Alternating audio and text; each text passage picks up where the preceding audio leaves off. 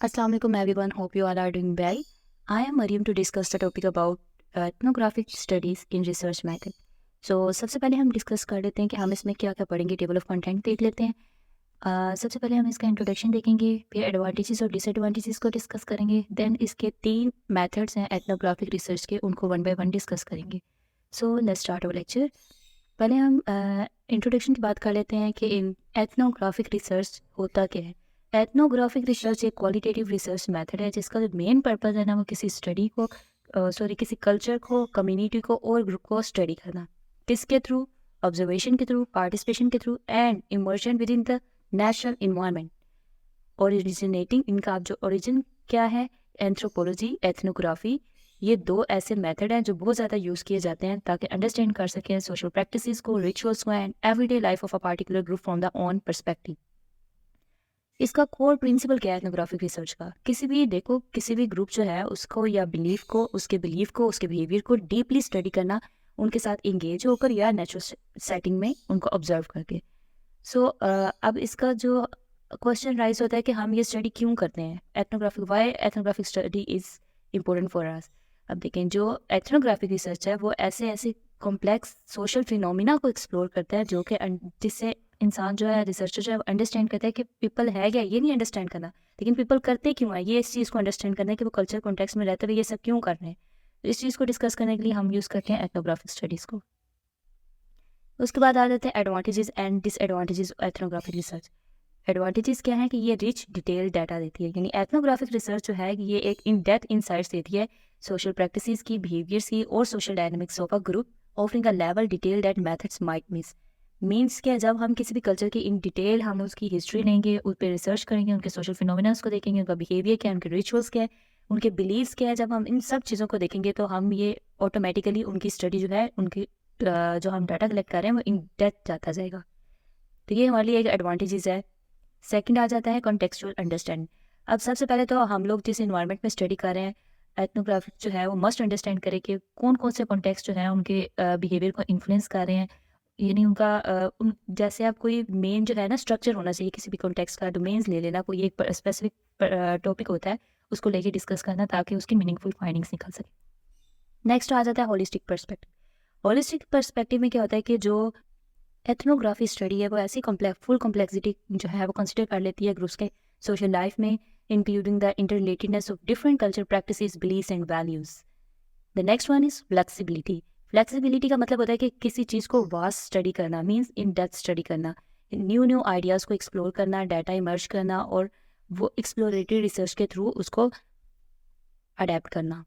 So ethnography is flexible and allows researcher to adapt their focus as new data emerges, making it well suited for exploratory research. The next one is empathy and insider perspective.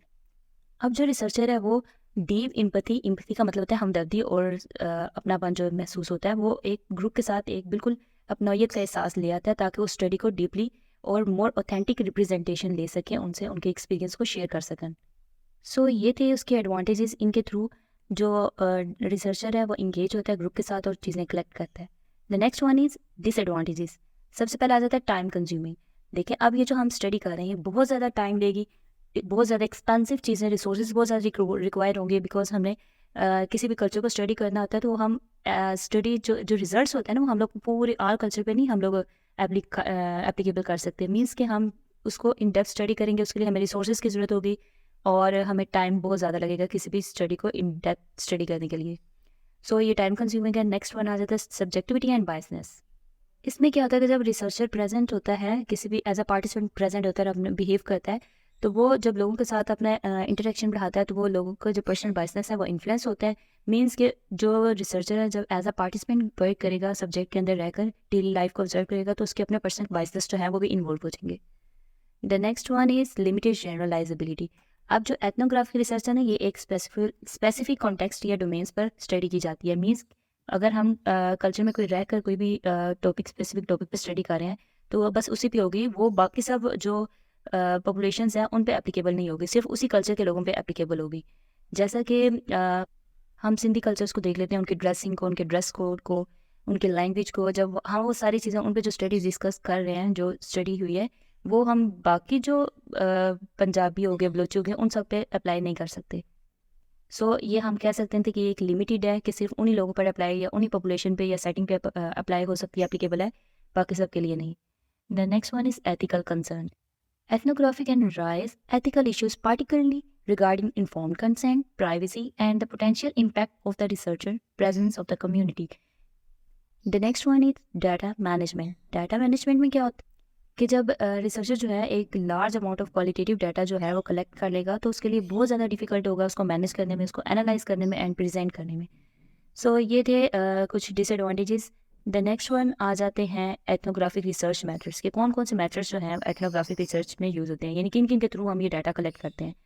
सबसे पहले आ जाता है observing. Observing भी अब 2 तरह का होता है, means as a participant observation हो जाता है और एक नॉन पार्टिसिपेंट ऑब्जर्वेशन हो जाता है। पार्टिसिपेंट ऑब्जर्वेशन में क्या होता है कि जो रिसर्चर है वो खुद ऑब्जर्व करता है as a subject. The researcher may take on the active role within the community, engaging in the same activities as a subject, or they may observe more possessively.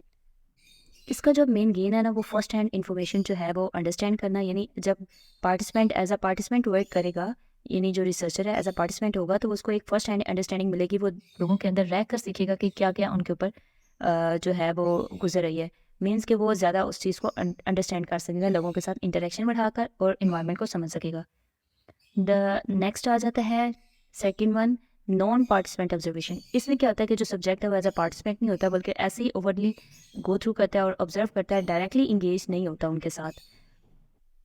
ये जो है वो less intensive होगी और less authentic होगी as compare to participant, because जो researcher है वो चीज़ें ऑब्जर्व करेगा जो कि बहुत ज़्यादा कॉमन और नेचुरल होंगी लोगों में।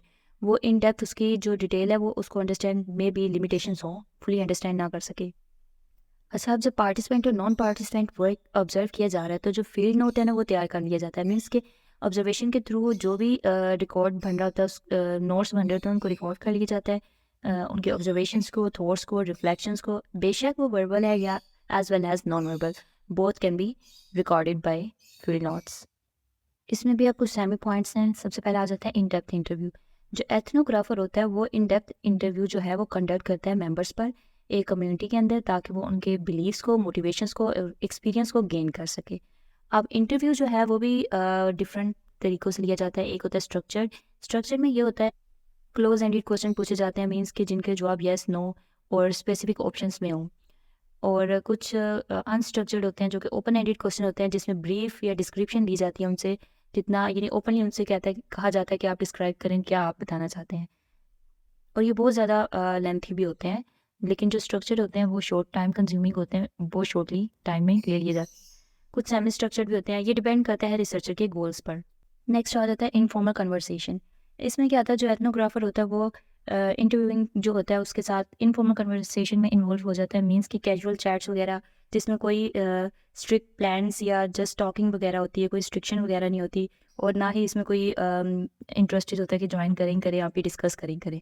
इसमें क्या होता है कि बिल्कुल ना ऐसी कैजुअल सी चैट स्टार्ट हो जाती है इंटरव्यूइंग के साथ, ताकि ये एक ना कह सकते हैं कि हम उसके साथ जो लीडर है वो इम्पैथी गेन करने के लिए या एम्पैथेटिकली अटैच होने के लिए, ताकि वो इन डेप्थ जो है इंटरव्यू में डिटेल दे सके, कैजुअल चैट स्टार्ट हो जाती है। उसको कभी कभार ऐसा करना पड़ जाता है, ये लाजमी नेसेसरी नहीं है। These interaction can provide valuable spontaneous insights and help build rapport within the community. The next one is life histories. Life histories में sometimes जो ethnographer होता है उसको life histories को collect करना पड़ जाता है participants की, और which involve detailed account for their personal experience, helping to the contextualize their behavior within broader social and historical context. So ये हमारा जो सेकंड वाला था यहाँ पर एंड होता है। द नेक्स्ट थर्ड वन आ जाता है collecting and reading cultural artifact. सबसे पहले हम डिस्कस कर लेते हैं कि आर्टिफैक्ट्स होता क्या है। आर्टिफैक्ट्स एक फिजिकल ऑब्जेक्ट है जो कि बहुत ज़्यादा इंपॉर्टेंस रखता है जब भी कोई भी ग्रुप जो है वो स्टडी किया जा सकता है। कोई भी फिजिकल ऑब्जेक्ट हो सकता है, लाइक क्लॉथिंग हो सकती है, टूल हो सकता है कोई जो यूज़ हो रहा है, कोई आर्ट, राइटिंग और any other material objects that reflect the groups culture and practices.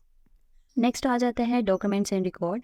एथनोग्राफर जो होता है वो may also analyse written documents such as letters, diaries, official record और media to understand the contextual cultural context and historical background of the group. Means के उनके जो record है documents वगैरह के थ्रू भी लिया जा सकता है, like letters, diaries, official record, media और कुछ भी ऐसा हो सकता है उनका मटेरियल जिससे एक हिस्टोरी और रिकॉर्ड वगैरह जो है वो डॉक्यूमेंट्स के थ्रू ले लिया जाए। द नेक्स्ट वन आ जाता है सिंबल्स एंड लैंग्वेज। अब कुछ आइडेंटिफाई किए जाते हैं ऐसी लैंग्वेज को, कोड्स हो गए, सिंबल्स हो गए या other form of communication within the group है जो कि प्रोवाइड करते हैं insight into their culture, values, beliefs and social structures. The next one is photographer and videos. इसमें क्या होता है कि कोई भी विजुअली डाटा लिया जाता है, जैसे कि फोटोग्राफ्स होगी, वीडियोज़ हो गई, can be use to capture aspects of daily life, rituals, environments that might difficult to describe in words.